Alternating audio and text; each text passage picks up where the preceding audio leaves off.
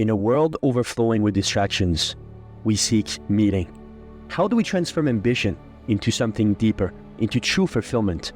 I'm Sam Pepin, CEO of Course Educa, and I've spent years helping businesses succeed by connecting their goals to something bigger. On the Meaningful podcast, we explore not just how to win in business, but how to grow as individuals. Through conversation with thought leaders, innovators, and everyday heroes, we uncover the stories that drive us towards something greater.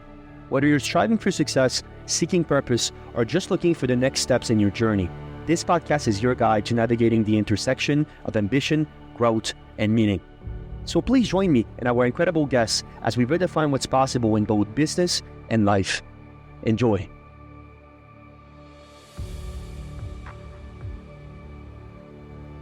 Burnout was a message. I stopped ignoring it and started redesigning it. Welcome to the Meaningful Podcast. I'm your host, Sam Pepin. Today we're exploring how burnout becomes a teacher, why slowing down leads to clarity, and how designing for meaning creates freedom in work and life. Dr. Fred H. Shaw is a speaker, blogger, and travel optometrist driven by one question. How can professionals design a career and life rooted in meaning and freedom?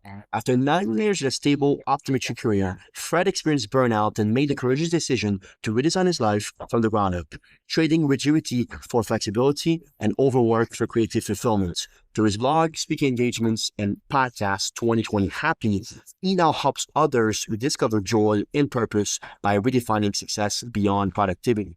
The story is a reminder that slowing down is not losing momentum, it's finding direction. If you enjoyed this discussion, please let everyone know with a like, a small review, or even a quick share. It supports how more people find meaningful content just like this. Let's begin. Mr. Fred Cho, how are you doing, my friend? Doing very well. Yourself?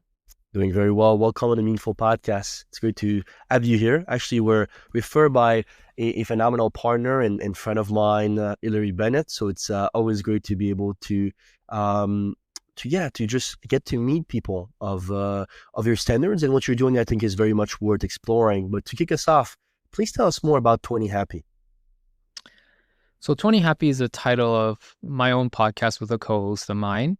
But in the optometry world, because I'm an eye doctor, we call the 20/20 as the objective measure of perfect vision. And that's what generally public knows that as. But in our jargon, we call 20 happy, which means we leave the patients where they're happy at. And everyone has a different goal. You can have the same level of vision, but depending on their needs and their lifestyle, they might be happy with less than 20/20 vision. And sometimes we even get into trouble trying to get them to 20/20, maybe when they didn't really need any sharper vision. And then they come back because glasses are maybe too strong. So in our world, we just call it 20 happy. We leave them where they're happy. So the idea is that the happiness, whether it's in work or life, it's very subjective. And so it's going to look very different for every person. So that's the concept that we want to embody for 20 Happy. Yeah, lovely. I like that a lot, actually, and I definitely agree with that. Really, first things first. I always start at the very beginning, perhaps, of this quest for you. So you're an eye doctor, like you said. From your perspective, this sort of reflective quest, was that always part of who you are as a person, or you perhaps developed that perhaps over time, this sort of very reflective tones and understanding of the world? That's a great question. And it's tough to answer succinctly because, like the life journey is not always so straightforward. Like this is me trying to make a messy journey and trying to make some chronological sense out of it. But Sam, what I'll say is that I was about 9 years into my career when I realized something was off. The passion that I once had when I started working as an eye doctor, it just wasn't there. And I felt like my days were blurring together. Like, could I really do this for the rest of my career?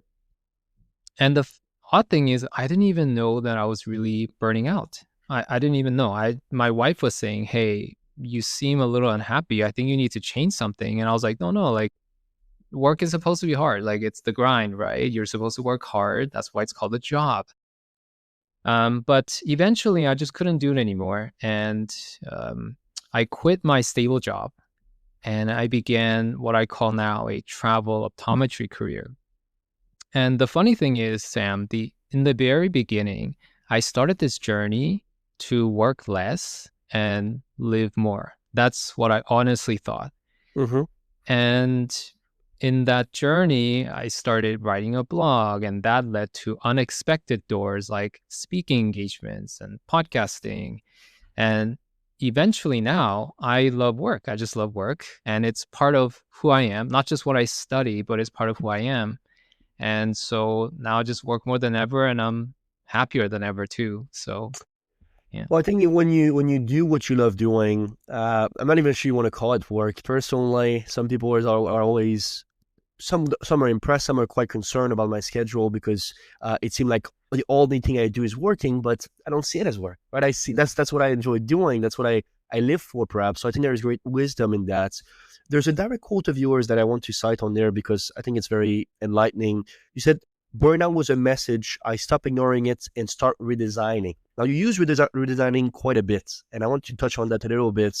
So as you were sort of realizing that moment, right, of just, whoa, this might not be, I thought this was my path, but this might not be my path, perhaps, which, takes some self-awareness, first and foremost, to be able to understand. And then you understood that path was unsustainable. I'm interested in what was the first design change you made after that, once you had that realization? So I call it redesigning life because there is a lot of agency in what we can do. I mean, whether it's in life or work or whatever have you, you have the power to change. Even if it's a small change, it can be very impactful. So the very first thing I did was to look into freelance. I wanted more time, more flexibility, the ability to say, well, this next weekend, I have some family function. I want to go to that. Or I missed weddings and important functions because I was working so much. Most of my career, I was working 6 days, 7 days, long weekends, everything like that. But I wanted flexibility. And so I baked that into my career, which freed up my time to think about bigger questions like, how should I really be spending this extra time now? What can I be doing? And that's when my blog started. And I'm so glad I did because blog, the goal was never to get a huge following or to make money. I really just wanted to write because that's what I enjoyed doing. And the great thing about that journey is blog opened up all these unexpected doors. Like somebody read my article and then they contacted me about some travel optometry at some beautiful Newfoundland. You're from Canada as well, Sam, right? So I know, yeah. So Newfoundland is beautiful. So I was there for the first time, but it all started from that small change of, what, I'm gonna build more flexibility into my schedule, get more free time, so that I can really think about the big questions. I believe obviously we're a creature with the gift of creation, and when we're more focused on the creation aspect of our life, I've never seen anyone tell me that was not beneficial for them. Never. It is, to a certain extent, it always is. In your case, it was both personally and professionally, which is quite phenomenal. And really, one thing that you talk about a lot, and we even talked a little bit about it offline actually, is redefining success, right? Meaning over momentum, this whole sort of quest of understanding that, look, we live in a performance-based civilizations and economy, and we understand that. And there's definitely some pros to it. Let's not put our hand in the sand. But there's also something to say about the fact that we can trade the performance success of our life for what we actually want to do with our life, right? Really, in this, within perhaps this scope, I really love what Anais Nin said countless time, which is life shrinks or expand in proportion to one's courage. I love studying courage these days. I just finished The Courage to Be Disliked and The Courage to Be Happy, which is a lovely sequel. Those are great books. Yes. Very good books. And it's very interesting because the more I get into it, the more I realize it's pretty much never a lack of intelligence. Sometimes it's definitely a lack of effort and grit, but most of the time it's a lack of courage. We're afraid of becoming who we truly are, like Carl Jung said, and perhaps study at great length. So really, as you're quite methodical in your way of understanding perhaps choices, agency, meaning. You also have this concept of trying to measure meaning in a practical way, practical way and weekly way even. I'm interested from your own perspective. Do you have some, I suppose, KPIs or some type of formulas where you're able to apply to make meaning perhaps in the quest of it a bit more tangible? Oh, yeah, that's a great idea. I can't say that I have any spreadsheet to measure happiness. You know what? I actually, I call it the traffic light test, which is when you're faced with a difficult choice or decision and you're not sure what to do, then ask yourself, imagine you doing that thing or not doing that. And if it makes you feel mostly excited and a little bit anxious, that's your green light to go for it. And if it's mostly anxious and a little bit excited, that's your yellow. So you need a little more information. And if it's mostly red, then you already know that's your red, right? So you shouldn't go there. So I actually like to lean on gut feelings a lot. Yeah. In terms of making these decisions, listening to that inner voice that we often ignore in the busyness of life. Interesting. I'm just reading that The Mountain Is You, by Brianna Wiest, and Great book. another fantastic work. Yes, a masterpiece in my opinion. And it talks a lot about this concept of gut feeling. Where do you think it comes from, by the way? Our ability to channel intuitions, instinct, gut feeling, so on. Where does that come from, you think? You know, I think it's a combination of a lot of things, but your life upbringing, your experiences, your values, your core values, um, especially the most important ones, right? You may have a lot of different values, but there are your core top three. These are your non-negotiables. So when you start compromising those non-negotiable values, then I think that's when your inner voice starts to really speak up. Yeah. Interesting. Okay. So you quantify gut feeling, instinct as your authentic voice. That for you, those are synonyms. Yes, yes. I definitely think it's important to listen to that. But I have a term that I came across that I love. It's called portfolio career, which Okay. means that your career is a sum of potentially many different things, maybe some paid work, but also unpaid work. So when I look at my optometry, it's my mainstay for stability, for finances. I also love the work, especially with the travel aspect, but that's my financial cornerstone. And that allows me to do other things like creative passions, podcasting. I'm talking to you right now, and I love doing these kind of things to just explore other areas. So I think that's kind of been the key to loving my work as a whole. It's just I can do all these different things and not have to worry about monetization because I'm doing it for the fun of just doing it. Interesting. Now, travel optometrist. v- First time I came across the term myself. I'm sure it's the first time for a lot of our audience also. They find that in your words and how you see it perhaps as an industry.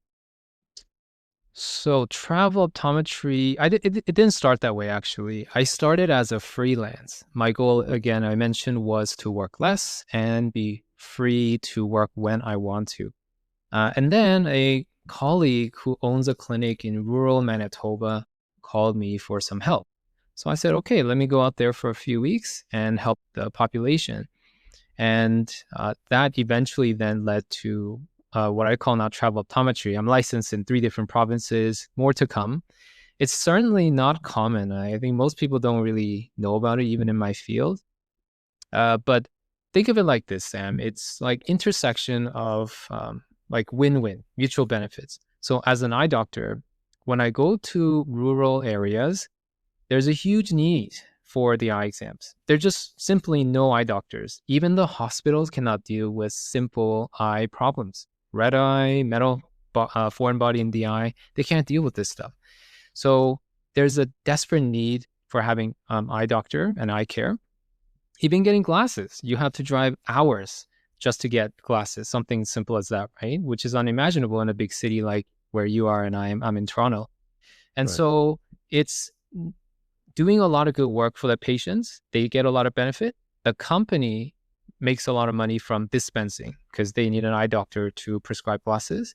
And I also benefit a lot from doing meaningful work. And also financially, it makes sense for me to fly out there because there's just no eye doctor there. So whenever I work, Sam, I look for win-win. Like, how can we all benefit? Because that's how we can really build a long-term, meaningful relationship as well.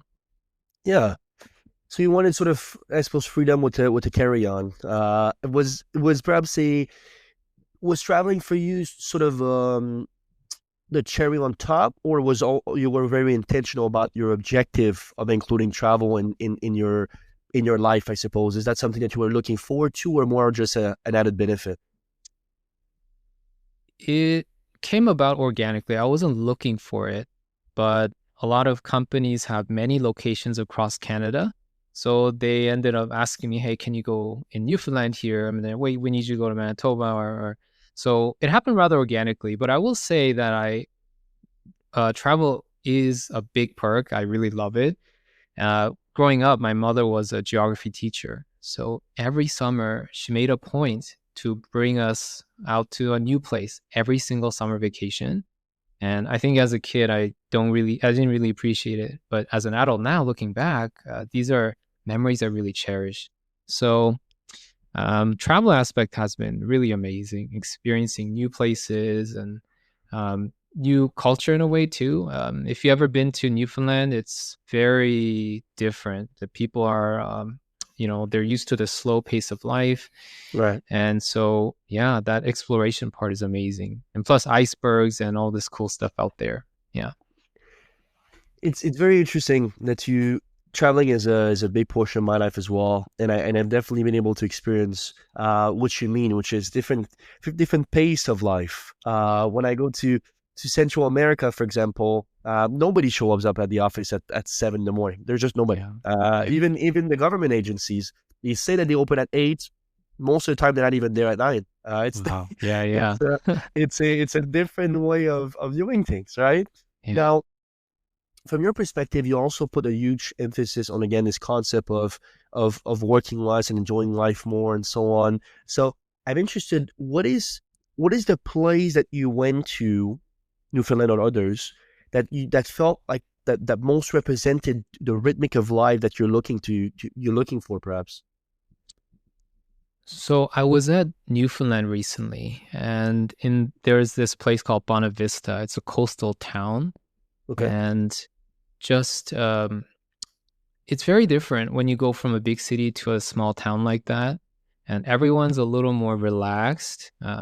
It's okay if patients are waiting a little bit; they don't mind, and everybody knows everybody else. Like, that's just kind of how it used to be back in the day. So it always takes me a few days to settle into that slowness too, because I'm always go, go, go. I'm not used to being bored.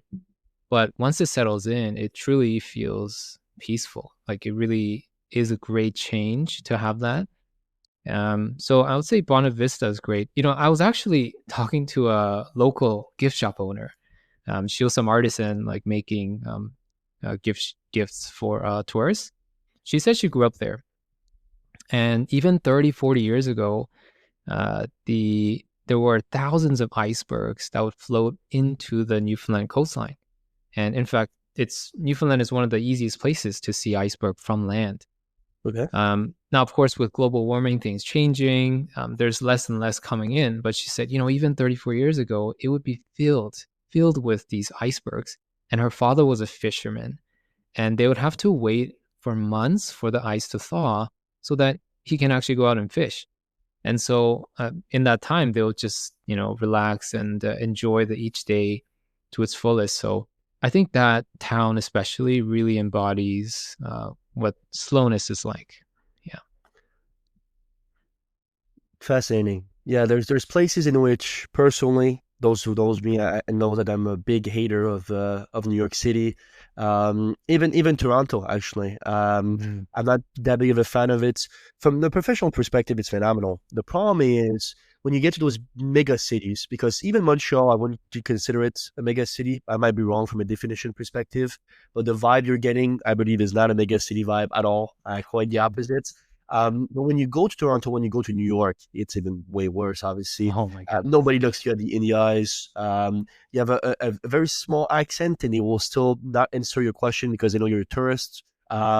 Very very difficult to perhaps get in contact, meaningful contact, perhaps with them, and especially the locals. Obviously, Yeah. it's a very immigration obviously is a big part of New York. So there's all sorts of culture, which I actually appreciate quite a lot. But there's a to me, I always feel very rigid. I always feel Mm, very rigid, and it's very difficult, in my opinion. It's very difficult to fully get acclimated when you don't feel like you're welcome. I'm just gonna put it quite that's true. frankly. Yeah. Um, when I came back from Toronto, a Blue Jays game actually with Hillary. Yeah. Last time I went to Toronto, which was great.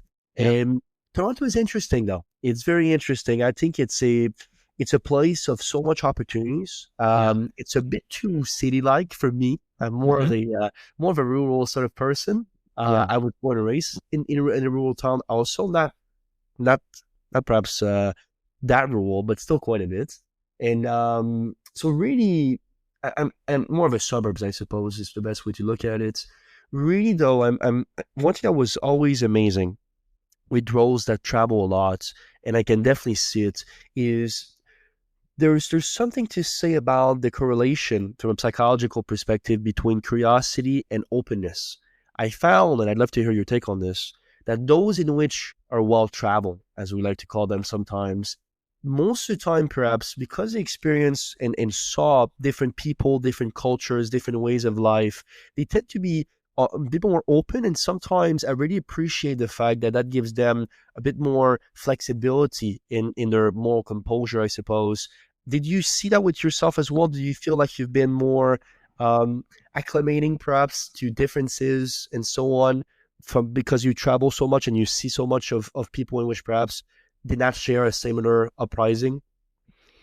Definitely, definitely. And part of being a travel optometrist is that I have to be adaptable. Yeah, I see all sorts of different people in different places. When I go to Manitoba, that's very different than when I go to Newfoundland.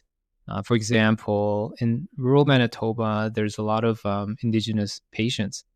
And so I had to actually um, take a separate course with the local leaders just to better understand how do I provide the best care for this specific group. One example that I remember is they are not very, I would say, like they're very group oriented. yeah. So they told me that they're like they don't just say grandfather, like there's many grandfathers, there's many brothers, sisters. It goes beyond just your immediate family. And so when we think of medicine in traditional sense, patient confidentiality means if you're an adult, I just talk to you about your options, you ask me, and so one-on-one conversation. And they told me that that is not how it works in their culture. That their family circle needs to be involved, and that is my way of respecting their culture. And so that's one example where I had to kind of go outside the norm, I guess, of what I'm used to in Toronto. But you just have to be flexible, and that's when it opens your mind. Yeah. I got it.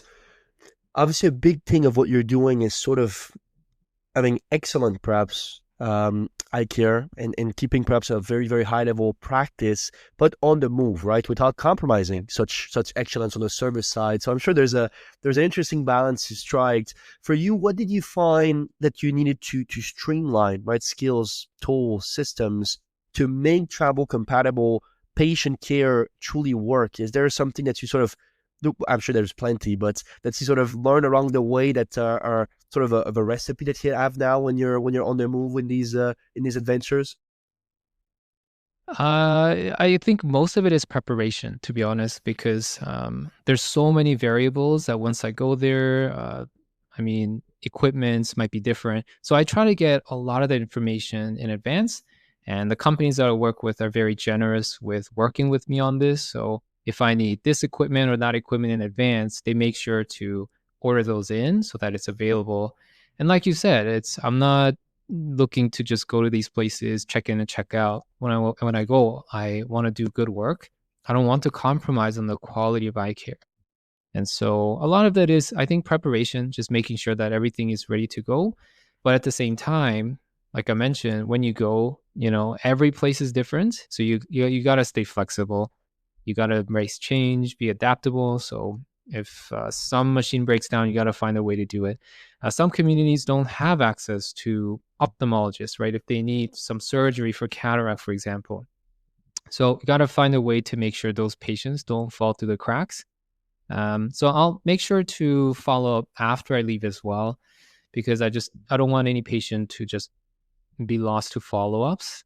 So yeah, it's a lot of it is preparation, and in the job, it's being flexible and then following up after to make sure I do a good job. You have this single question that drives everything. And I see it you repeatedly perhaps coming back to it, which is phenomenal. That's what you should do, I think, from a life perspective and definitely from a exposure perspective, which is really how to design a career in life rooted in meaning, right? And freedom, perhaps. Yeah. That is the question. And you typically follow up with, if my answer is in more meaning or freedom, it's a no, right? You don't want to add things perhaps just for the sake of adding it, which I think is a great lesson to all people. I'm a big fan of Yvon Chouinard on this, founder of Patagonia, and he talks about this concept repeatedly. The fact that from a definition perspective, perfection is actually when you extract all things that are not meant to be within that definition, not adding things in which perhaps add to it, which is very interesting. When you take a look at the definition of a chair, well, it goes to describe it as general as possible so that all chairs are included, but not too blurry so that you don't understand what a chair is anymore. Right? There's that balance is something that is quite special. Really, from your perspective, I'm really interested to understand, how does this single question perhaps change your default response to new opportunities, to obligations, shiny distractions? Because for you, it seemed like it's you were talking about this core values. It seemed like that's one boundaries you never cross. So tell me more about how it applies in those various scenarios, perhaps. I try to, again, listen to my inner voice when it comes to professional pursuits now, because there's so many opportunities out there. And like you said, Sam, it's change is hard for a lot of people, and getting out of your comfort zone is very difficult. And so even though there's a lot of opportunities, it won't come to you if you're not willing to put yourself out there beyond the comfort zone. So I've also learned, and this is from a book that I read, it's called Hell Yeah or No. So I've Okay. really taken that to heart, which is that unless it makes me feel like, yes, like I really want to go for this, unless I feel that fire, it's a no. It means I'm going to reserve the energy for the right things that come along. So I've been cutting down my optometry work because it's a lot of traveling, and I have a family at home here as well. So got to balance that for sure.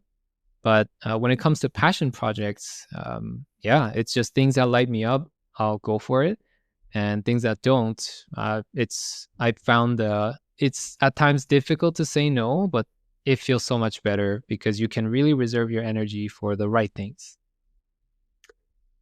Marcus Aurelius said the impediment of two actions advances action. Mm, great quote. Marcus is, my one of my only role models. You don't want too many of them. That's my opinion. But Marcus, what a man. And really, to me, that's really how I see life. Also, it seems like you have a few years on me, but you're blessed with great genetics, so you look quite young. Actually, you look very young. But it's interesting because really, the more I study great people, right? Buffett said this countless time as well. He says that, highly successful people says no to 90% of things, and the 99% things, excuse me, and they focus solely on that 1%. That is Yeah. in their zone of genius, in their zone of competency, meeting their timing, meeting their boundaries, so on and so forth.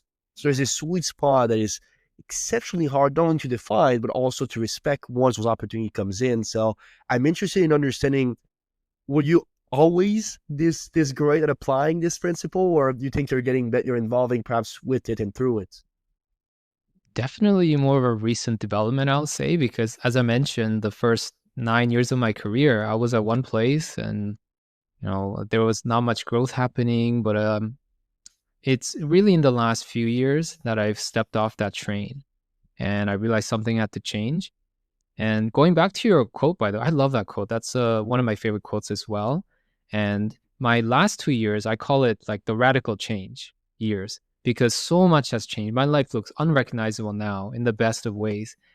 And I think the most fascinating thing that I noticed about my own journey is how unpredictable it was. Like I didn't decide to, head towards travel optometry and speaker. Like that's not how any of this happened. And so I think it's good to just stay open-minded to different passions. Be ready to step off. If you feel like this is not the right train, I don't want to keep going, then let's reroute, right? And it's I think kind of slowing down is also important to reassess like how you're going and just to realign yourself there. And I think having a system, right, to guard your energy, to guard your sanity is so important. Again, another one of my favorite book of all time, Atomic Habits, James Clear, talk about this at great length, right? Yeah, You don't fail to the level of your goals, you fail to the quality of your system. good. Really, in really, I think it matters a lot because after burnouts, those guardrails does matter because you understand what it means to perhaps hit rock bottoms, as we say in the Western culture. Yes. So boundaries, obviously, scheduling cadence, recovery rituals, decision filters, which you talk a little bit about this concept Mhm. of if it's not a hell yes, then it's a no. Which I don't know that one, by the way. I'll pick it up. Really, really, it's quite interesting to see the world this way. Now, I know that you have a weekly system that keeps you on track on that. Again, you're, you know, academically quite accomplished, so I think you're a man of rational thoughts, and therefore systems emerge out of those rational thoughts. Walk us through it if you could. That weekly systems, that what stays, what gets cut, what's the non-negotiable, perhaps recovery practices. Tell us more about how you handle that for yourself. This is something that I'm working on all the time, actually, because I believe that if you want to design your ideal life, you have to work on what you do each day, right? Because a lot of us think about, well, ideal life means that Disney cruise with family, that amazing trip, right? Like these big things, and those are great too. But what about the small experiences that fill your day? I always say that you vote with your calendar, right? Like if you say family's most important, but then it's filled with all this work stuff, well, maybe there's some disconnect there, right? So I try to focus on what I do each and every day. And an example of this is in the morning, I'll set aside about 30 minutes just for myself, not for my wife or anyone. It's just me. And I'll take 5 minutes to stretch, 5 minutes to meditate, 10 minutes to read, right? It's not hard. A lot of people say, oh, I don't have time to read. Well, can you read for 10 minutes? Of course you can. And so, really, Sam, I try to do the same things that I deliberately choose every day so that I can work towards that better future where it's more aligned with what I want to do. Yeah, excellence is a habit, right? You are what you constantly do, and that is just a plain fact. I really think that from that concept as well, one thing that really why a system is so important is only from a productivity perspective, but for me, the way it changed my life is because your brain, and that's Charlie Munger, we is wired for your survival, and therefore the ounce of negativity can overshadow a mountain of positivity if you don't know how to Mm, contain it. mm, So really I think a system for me allows me to actually deal in reality, not what my imagination think perhaps the reality might be or this might occur, right? Seneca said that we suffer more often in imagination than in reality. And I dealt with that my whole life with, well, what may happen basically is XYZ. We just remember this mm. client, but what if blah, blah, blah. But that Yeah. nobody did, nothing happened. It's purely based out of this imaginary, perhaps, component of my brain trying to protect me of the worst outcome. So that is really where a system for me was phenomenal. It's not just from achieving goals, which no doubt you'll do more of that if you have a great system, but it was also for peace of mind. Mm. Did that help you with that a little bit also? Because you seem like a quite a thinker. Yeah, yeah. It's I love to have these frameworks of approaching different decisions, difficult choices, Another concept I came across recently, and this was in Jeff Bezos' shareholder letter. So he talked about two different types of decisions. Type 1 decision, we'll call it, is those really big impact decisions that you can't simply walk back. If you walk through that door, you can't simply walk back. Those you need layers and layers of review and groups to really think the ramifications of what you're doing.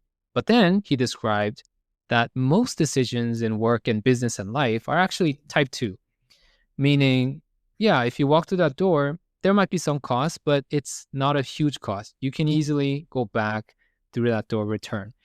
And I think a lot of people get stuck on that decision paralysis. To your point, Zim, like they think like, oh, what if this? What if that? Like, what if it doesn't go right? Well, is this a type 1 decision or is this type 2? And if it's type 2, then let's not worry about decision fatigue. Let's just go for it, right? And that's what propelled me to just try go freelance. Like if I don't like it, I'll just go back and get a full-time job then. That's okay. And so that gave me the confidence to say, this is a type 2 decision. I'm just going to go for it.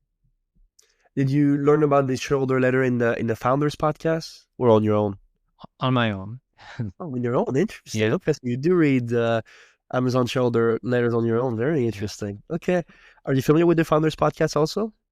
I've heard of it. I haven't checked it out yet, though. Okay, yeah, interesting. That's where I learned about it. But I think that's a phenomenal framework. By the way, I really think, and to me, I'm a huge fan of delegation. I would never be where I am in life if I didn't understand how to delegate properly, or at least somewhat properly. Just because it's leverage. The name of the game in the capitalist system is leverage, capital leverage, human leverage, time leverage, and so on and so forth.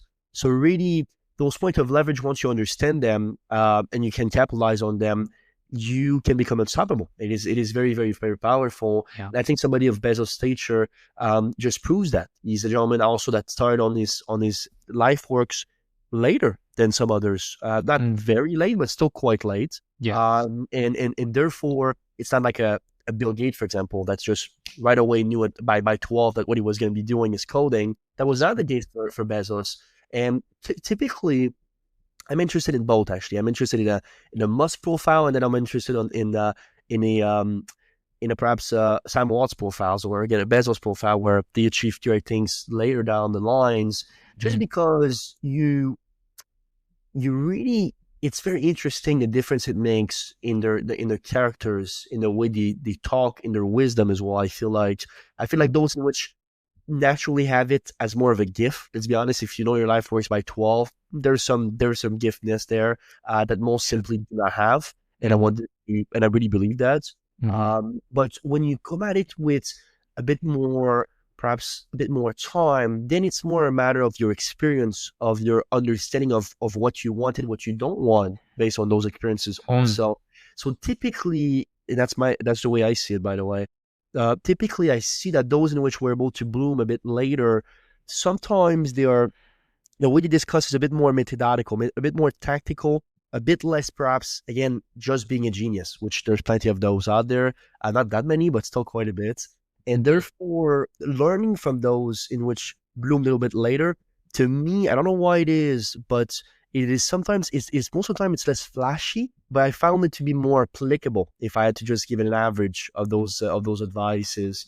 And I think those type 1, type 2 decisions is an incredible one, because I can even look at my life, and when I bug myself down to minute things that, like, for example, oh my God, how much podcasts are we releasing per week? All right, are we releasing at 12? Are we releasing at 8:26 for the algorithm? Yeah. These things in which changes barely nothing. Now, some might say, for optimization's sake, it might be interesting, and why not? But really, would you bug your whole life down for something as futile as it? A lot of people would. A lot of people perhaps are doing it, but I'm sure if they would intentionally understand it, probably wouldn't. And so I think it is that was great wisdom. I really appreciate that idea, Fred. One thing that you discuss, and we have this in common, is speaking and writing as therapy. And so it's not only a service of yours, it's also a service of ours. For me, it's therapy. I would add reading to that also, but let's just talk about speaking and writing for the sake of this conversation. to me, it is phenomenal. I think I'm on this 80th day in a row with the artist way framework. When you write 3 pages in the morning, Oh yeah, yeah. to basically dump perhaps your creativity and everything that comes to mind. And it's been life changing for me, by the way. Julia Cameron, Artist Way, incredible book. Um, Tell me more about, from your perspective, which idea consistently lands with your audience as you're getting to know them, and perhaps what can be a simple exercise for those who want to perhaps get into those niche, to be able to regularly on a daily basis perhaps get closer to that objective. So it's tricky because everyone's definition of ideal life and work is so different. Sure. And it depends on the phases. You might also change your definition yourself along the way. I think the piece that lands the most with a lot of people, professionals, I will say, is slowing down. That's something that we all struggle with, right? Because we're so busy seeing patients day after day, and you forget to actually ask yourself, like, how am I really doing? Like, how am I spending my time? Is this really how I want to spend my time? Am I spending energy on the right things? You can't really ask these questions when you are go, go, go, right?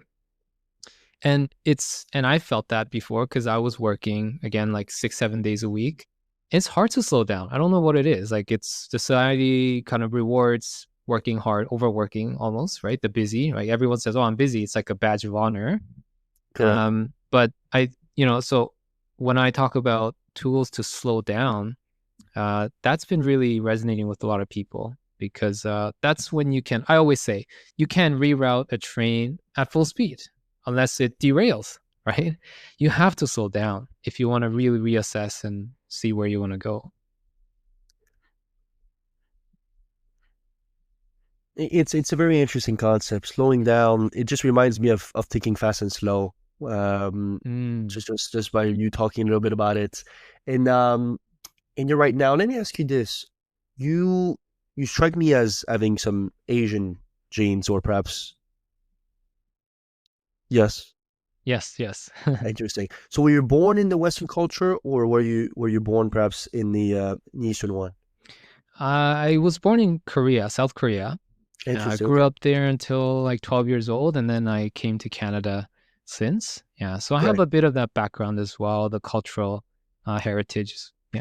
Well, that's where I was going with this question. Is Mm, to me that performance-based world seem to be more of. I'm not saying that the on the Eastern side it's not, because it's definitely the case also, but is pretty much solely a performance-based world, meaning that what matters most for a common American, if you just, or even a common Canadian, more and more, mm, in my opinion, unfortunately, but that's a side discussion, is they will say money, or they will say most of the time freedom, money, freedom, security is probably the three main ones that you will hear.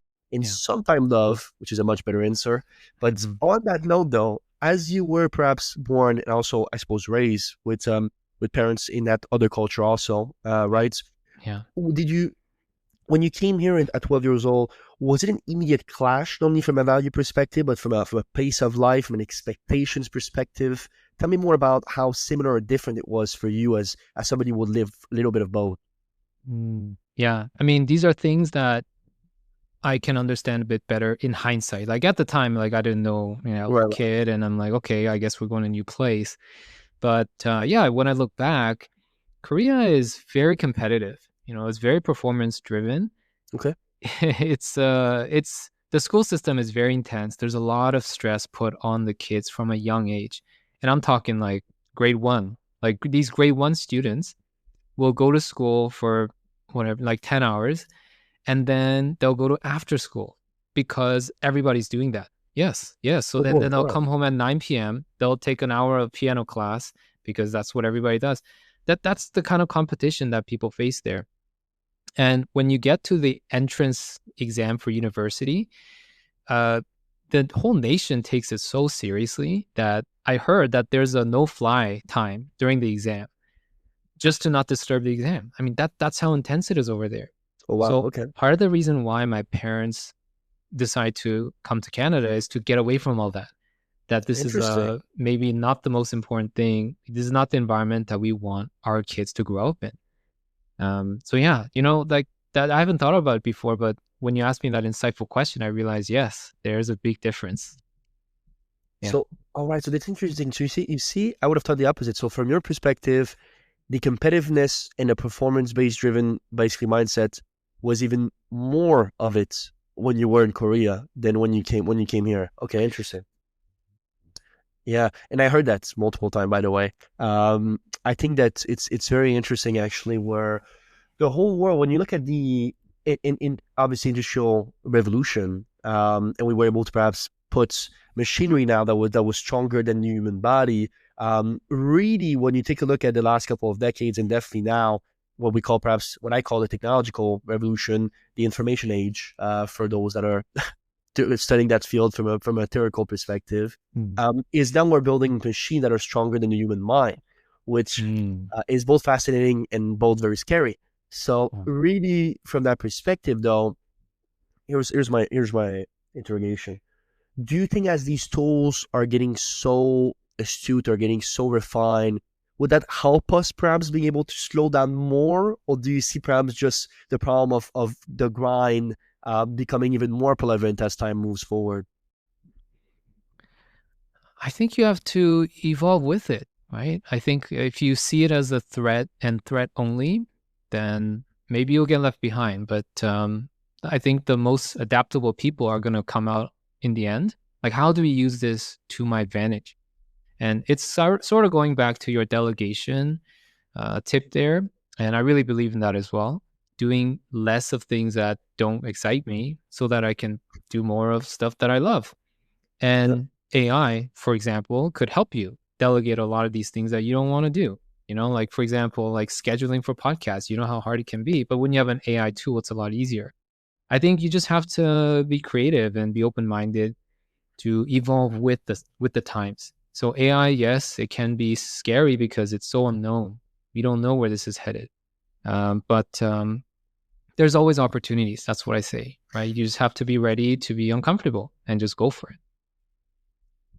Okay.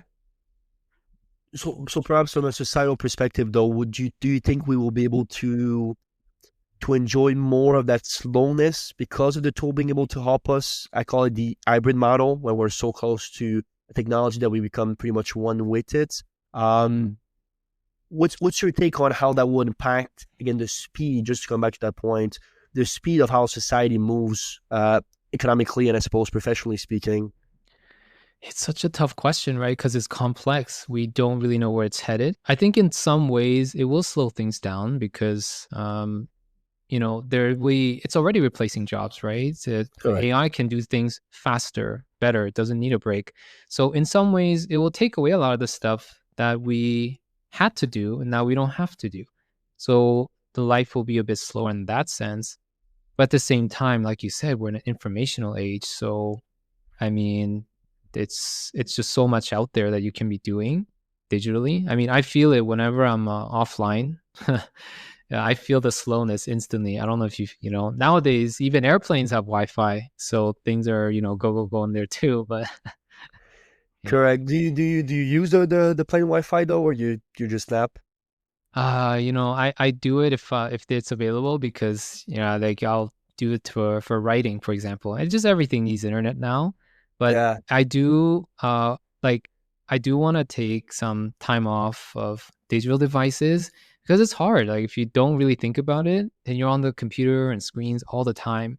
So just recently I started taking what they call, it's another book that introduced the idea of digital Sabbath.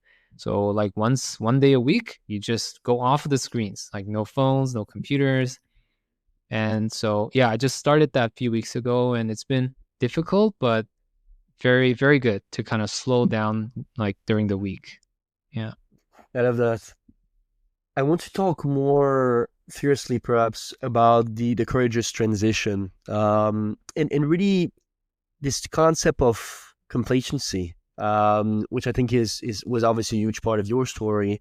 When you're thinking about leaving good for better, and we're talking professional here, for Yeah. those for those following. We're not talking about anything else as we speak. Yeah. The From that perspective, though, I'm really interested because one thing, and I really love this. you said something around the line, and I might misquote you, but you said something around the lines of leaving was not rebellion, it was responsibilities for my future self. And that is a very interesting thought, because for me, the way I perhaps live my actions and perhaps what I stand for, I always have in mind the 8-year-old me and perhaps the future, knock on woods, living 80-year-old me. And then they're also the present, my present self, I suppose.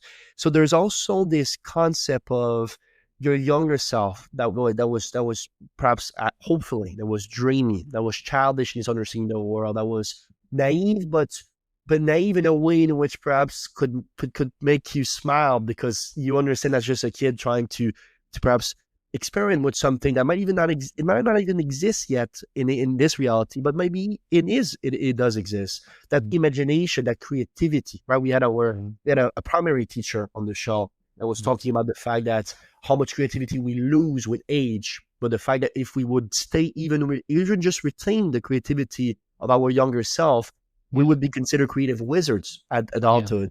And then also your older self of the wiser, the more reflective, I suppose, composed self that now achieved perhaps what hopefully he had to achieve.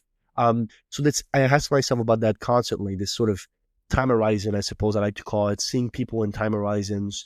From you though, when you're thinking about the emotional, the social, the professional realities of leading, again, a stable role, or again, we're talking professionally here, or maybe a stable life periods, I suppose, what conversations with peers, family, mentor helped you navigate, from my perspective, the biggest fear of the youth these days, which is disappointing others? How do you deal and manage all of that, and what's your best insights on that?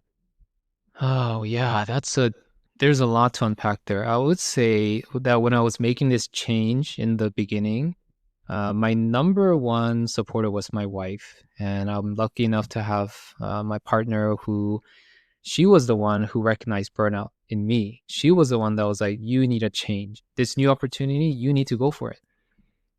So that part at least was very easy because I had her support. But my family actually didn't really understand though, because they're wondering why I'm leaving the stable job that I invested in. And it was a good clinic, by the way. I'm not saying anything bad about it. I still go back actually, and I still love it, just a lot less often. But what I like to say, and I think a lot of people resonate with this, is people are stuck in good enough. Yeah, It's good enough, right? And you don't want to lose it. I think we have this fear of like how you say, aversion to losing things, and so then you just get stuck in that space of what's good enough. So I think that's a tough space to get out of. I know because I was in there as well.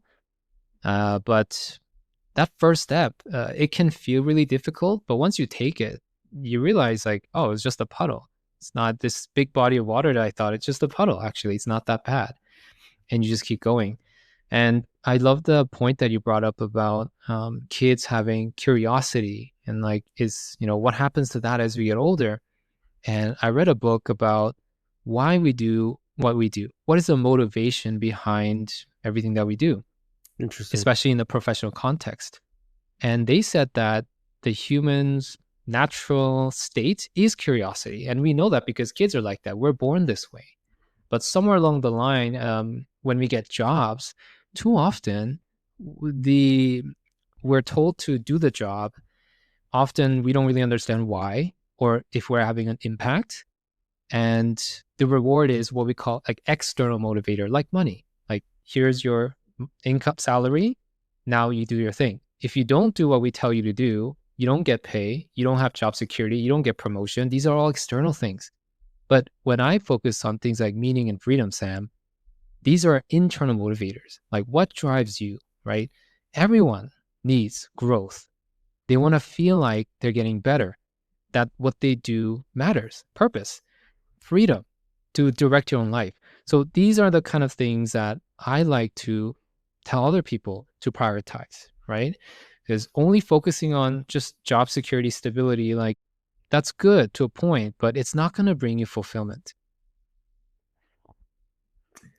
Let's dig deeper into internal rewards actually. To me, by far, and I'm very glad to have done it. By far, what changed my life most is that this year I took this concept to the fullest. Of hey Sam, what do you want in life? Not what you think the world is expecting. Not what this guy you barely know perhaps is putting expectations on your shoulders. None of that. What makes you smile when you wake up in the morning? What makes you be able to take care and provide for those who you love, which is a huge, from my perspective, a huge thing. It will always continue to be a huge thing. I'm quite traditional, perhaps in that sense, I suppose. But most importantly, like you said, is, and I think that the famous line in Fight Club, I think, is exceptional, right? When Tyler Harden basically is encircled by the crew, and he said, "Well, look, most people spend most of their life spending on things that they don't love to impress people they don't like, for perhaps for things in which do not matter as anyways." I'm obviously I'm not quoting it exactly right, but really that was the core essence of it. Is that how much of your life have you intentionally built to live for yourself? Well, did you even ask yourself that question in the past year, 10 years, whatever, how long it perhaps it took? Yeah. So to me, I really love the fact that you said consistency, right? Designing, which we're going to end with, designing is a daily thing. It's something that you do every single day. It reminds me of every single person that I admire. They always say the same thing. All right, whatever that gift is, every single day you work on it. Yeah. And another thing as well is, just to complete that point, is coming back to my man Marcus Aurelius. In meditation, it talks about the concept of, it says words for words, it says, be Roman, be a man, do everything like it's the last thing you will do. And meaning that clear focus and perhaps consistency of excellence, right? Excellence is a habit, as Aristotle would say, is so vital. And I think that, and I'd love to hear your take on this, I think that as we're getting into the business, we're so scattered that perhaps a lot of people perhaps don't feel the ability to being fully present, and therefore perform a task at the highest level that they can do, and therefore progressing as optimally as they can be. How do we deal with all of that, you think? So to me, I think going back to slowing down. So I call it the 1-1-1 method. So if you're working one day or less, that's the first one. So if you're working 6 days, let's go to 5. If you're working 4 days, maybe try 3. See how you feel. Can always add it back later. I understand that not every job is flexible, but most jobs are not 100% rigid. There's always things that you can change. So if a day is not possible, maybe half a day, or few hours on a Friday earlier. Like, is that possible? So I have strategies that I talk to people for slowing down to bring up to your employer. The second one is working 1 month less. So this is your annual sabbatical. Ooh, yes. wow. Because a lot of people, especially in the creative industry, they take a year off, right? Every 7 years, there's a famous artist takes a year off every 7 years. And that helps them reset and just come back even stronger. Yeah. Right. So I want to promote that for everybody. I've done that actually last year. I just do it every December. I don't take any shift. And last year I got to fly to Korea and see my grandparents who I haven't seen in like 10 years because I was so busy and I failed to prioritize them. And that's when I realized that, you know what, I want to spend my time a bit differently. And I'm so glad that I did that. I spent that month fully. I went to like Starbucks, wrote all day. I visited family, went to Korea, spent a lot of time with friends. So, I mean, these are just things that I wish more people would give it a chance, right? Like, they're so busy working, but let's slow down. Like, why wait until you're, I don't know, 65 and retired and you're going to live your best life? Let's leave your legacy now. Like, that's what I want to tell people. Beautiful. Let's talk about designing what's next. To finish us off, Fred, you talk about the concept of evolving horizons, right? New experiments, collaborations, and really how you scale meaning and freedom for not only yourself, but for others. I'm really interested. Tell us more about what's the next 12-month experiments, and obviously how you apply it to your life as we speak right now. What's the next 12 months look like in the way you project it? And I suppose, how will you know if it deepens both meaning and freedom. What's perhaps the key elements you said, all right, that is success for me. Maybe it will enlighten others to find their own version of it. So my next 12 months, I really want to focus on speaking, actually, because that's something that I didn't even realize I like to do until I actually did it. So what happened is I wrote an article about my experience in Newfoundland. And then a CEO of a company read this article and they loved it. So they called me on this, and I'm like, who's this unknown number? I picked it up and like, this is CEO of this company. We have this motivational speech that we need someone to deliver. It's for 100 people at a banquet hall coming up next week. Can you do that? And I had all these thoughts of like, I can't do this. Like, what am I talking about? I've never done anything like this. And then I just heard myself say, yeah, that sounds great. I'll be right there. And after that experience, I realized, number one, I really like speaking. And number two, I need to get a lot better. And so I started taking like vocal lessons, singing lessons, and speaking coaches. So the growth in that area, the new area, has been so fun just to explore. So I would say that's kind of my next 12-month outlook. But the other key aspect that I always talk to other professionals about is that we fail to look back a lot. Like we're always looking ahead, always looking at the next thing, the next milestone, the bigger project, the goal.